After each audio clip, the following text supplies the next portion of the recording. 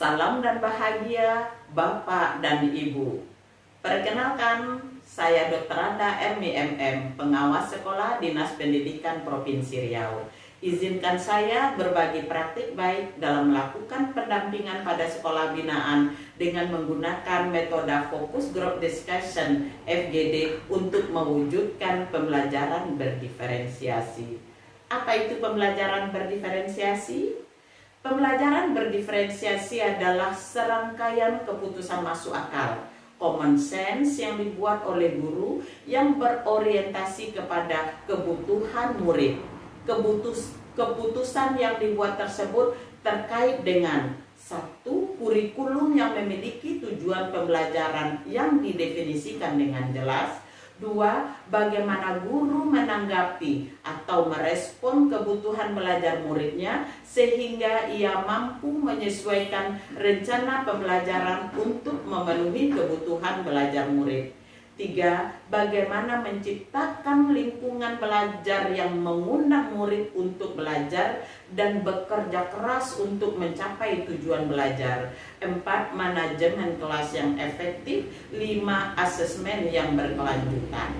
8 kegiatan dalam pendampingan ini. Pertama, melakukan pemetaan aset sumber daya manusia di sekolah. Kedua, membentuk kelompok diskusi. Tiga, memfasilitasi eksplorasi konsep pada platform Merdeka Mengajar dan portal Rumah Belajar. Keempat, mengadakan pendampingan secara tatap muka. Lima, mengadakan webinar untuk elaborasi pemahaman dan berbagi praktik baik. 6. Melakukan coaching sebelum melakukan supervisi akademik pelaksanaan pembelajaran. 7. Melaksanakan supervisi akademik pelaksanaan pembelajaran. Dan 8. Melakukan refleksi terhadap kegiatan pembelajaran yang telah dilaksanakan. Seperti apa kegiatan yang saya lakukan? Simak video berikut ini. Nah, kemarin setelah peluncuran platform Merdeka Mengajar, Bapak Ibu sudah diwajibkan melihat semua video pembelajaran yang ada di sana.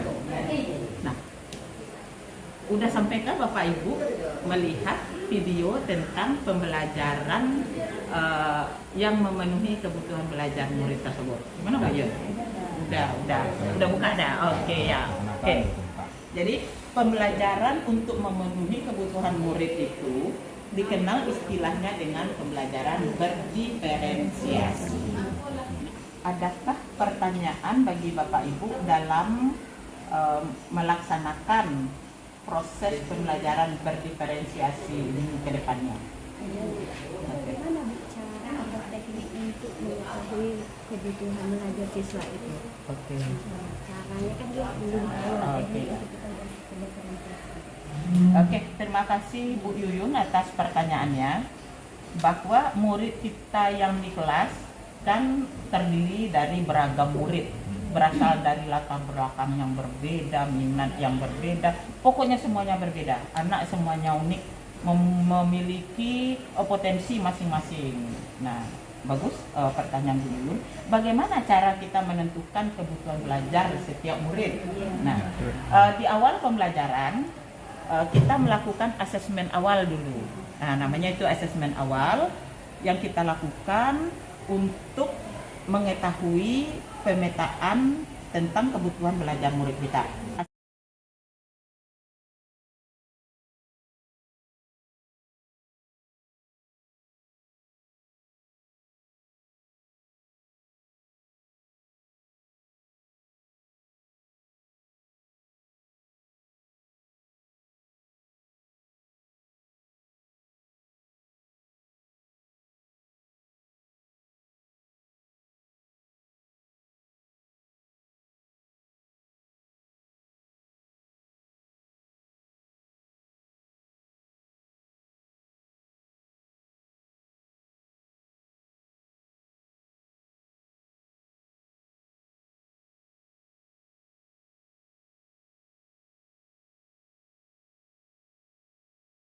Assalamualaikum warahmatullahi wabarakatuh. Waalaikumsalam warahmatullahi wabarakatuh. Bagaimana kabarnya Bu Yuyun? Alhamdulillah sehat, Bu. Alhamdulillah sehat. Nah gini, sesuai permintaan Bu Yuyun kemarin, sebelum kita supervisi di kelas dalam pelaksanaan pembelajaran tentang pembelajaran berdiferensiasi, Bu Yuyun ingin konsultasi dulu dengan Ibu. Kira-kira besok itu untuk pelaksanaan pembelajarannya, tujuan pembelajaran Bu Yuyun itu apa?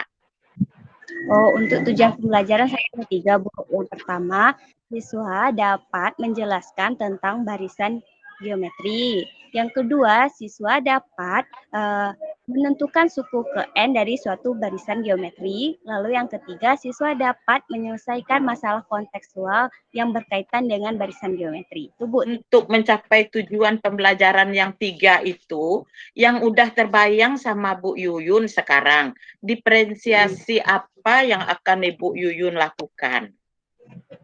Untuk itu, Bu, saya menggunakan 2 strategi, strategi diferensiasi proses dan strategi diferensiasi konten.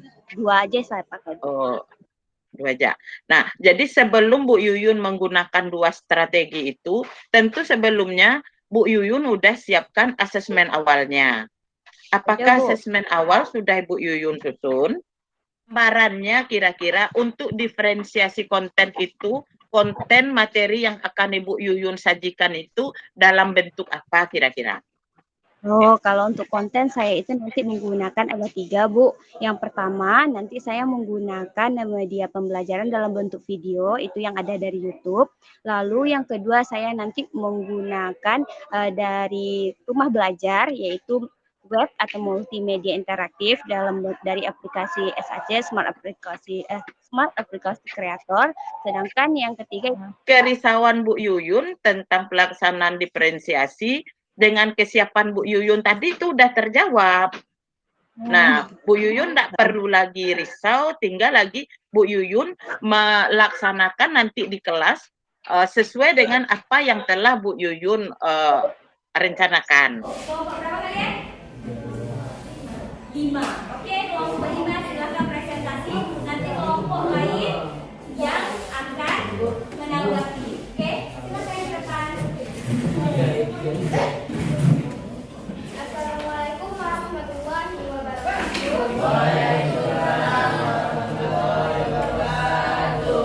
Saya perwakilan dari kelompok 5 akan menjelaskan tentang perusahaan. Yuk. Pengertian dari barisan geometris adalah barisan yang berbandingan setiap dua suku yang berurutan selalu sama. Contohnya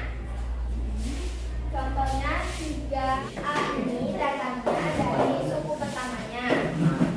R, suku kedua dibagi suku pertama. Dan N-nya adalah suku yang ditanyakan.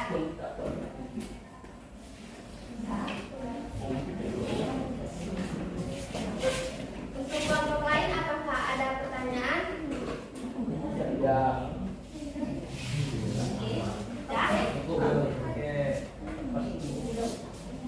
Silakan masuk. Sekian penjelasan dari saya. Wassalamualaikum warahmatullahi wabarakatuh.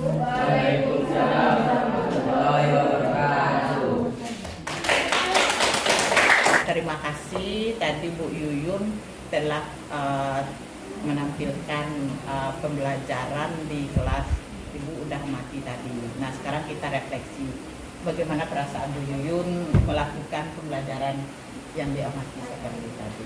Rasanya semangat karena itu tentunya ini pertama kali pengalaman rasanya di supervisi langsung dapat yang diferensiasi dan di kurikulum baru itu kurikulum Merdeka itu rasa semangat sekali dan rasanya senang setelah selesai walaupun ada kekurangan tapi alhamdulillah selesai. Kemudian praktik baik yang saya lakukan semoga bisa menginspirasi.